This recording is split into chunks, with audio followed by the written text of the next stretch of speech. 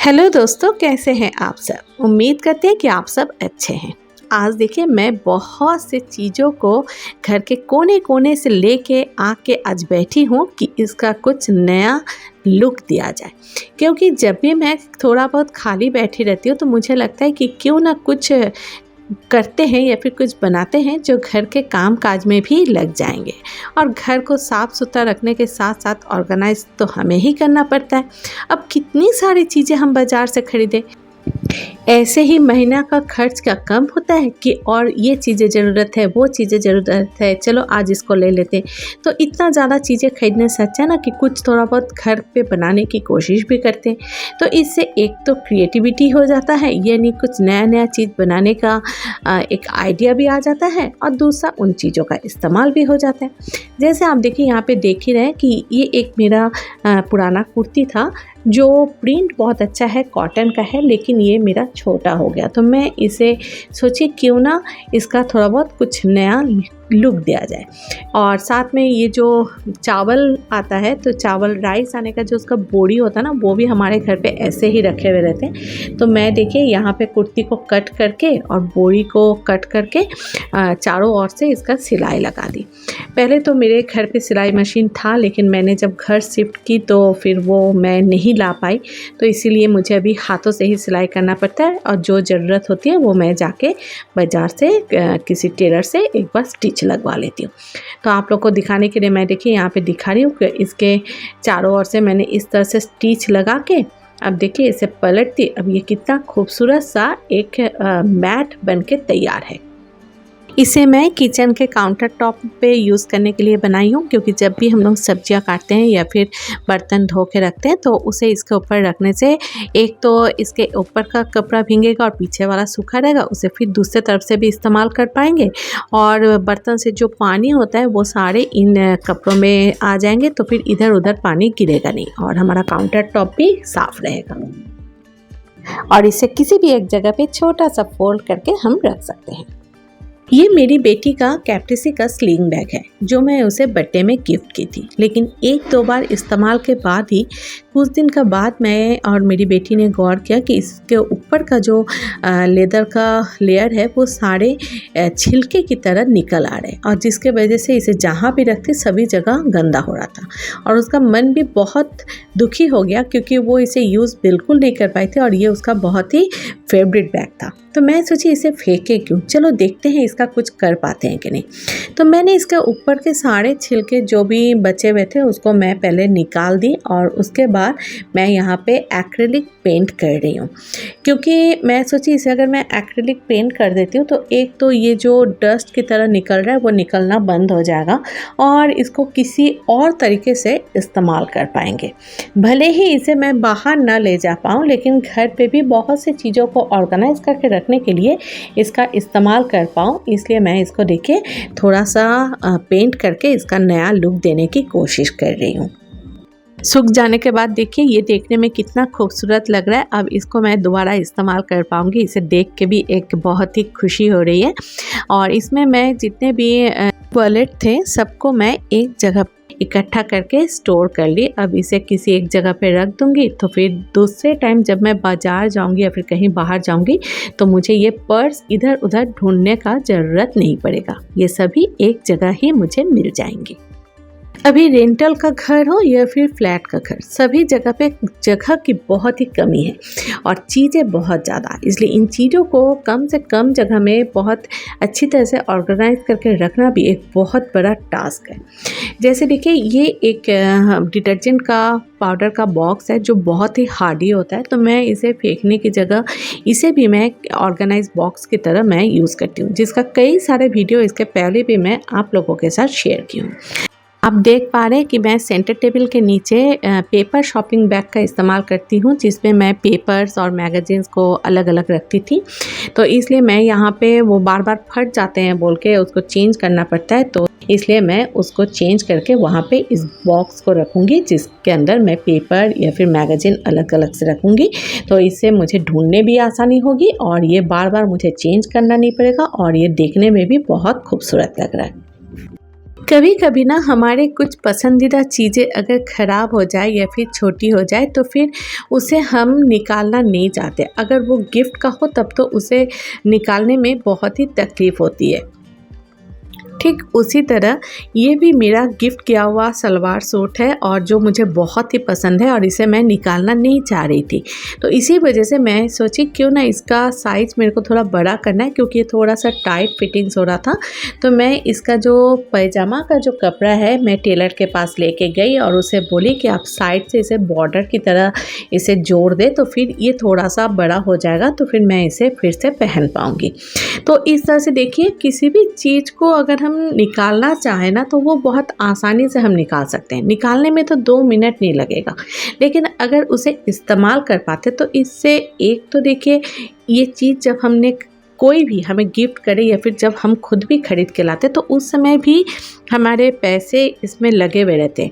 इसे बनाने में भी एक खर्चा जाता है। तो फिर यही सोचे ना क्यों ना इसको एक बार इस्तेमाल तो कर ले। अगर नहीं होगा तो फिर किसी और को पहनने के लिए दे देंगे या फिर दूसरे किसी काम में इस्तेमाल करेंगे। लेकिन मैं हमेशा सोचती हूँ कि इसे निकालने से पहले एक बार देख लेते कि वो पहनने लायक है कि नहीं। तो देखिए, ये मैं टेलर से करवाई तो अब ये बहुत अच्छी तरह से मेरा फिटिंग्स हो गया और अब मैं इसे पहन भी पा रही हूँ। इस पैजामा का एक पैर तो टेलर ने यूज़ किया था, लेकिन बाकी जो कपड़े थे वो मुझे दे दिए। उसने कहा कि आपके किसी और काम में आ जाएंगे। तो सच में ये मेरा दूसरा काम में अभी मैं इसे इस्तेमाल कर रही हूँ। घर पे जो योगा मैट होता ना, उसे अगर हम घर के किसी भी कोने में रखें, एक तो उसमें कीड़े मकोड़े अंदर में अपना घर बना लेते हैं और रोज़ उसे यूज़ करने से पहले उसे एक बार अच्छी तरह से झाड़ना पड़ता है। और दूसरी बात, ये बार बार उलट के गिर जाते हैं और खुल भी जाते हैं। तो इससे बचने के लिए देखिए, मैं इसको एक बहुत खूबसूरत सा इसका कवर तैयार कर रही हूँ, वो भी इस पैजामा से। मैं इसी को देखिए थोड़ा सा ऐसे इसका नाप का देख ली और देख के साइड से कट करके एक सिलाई लगा दूंगी।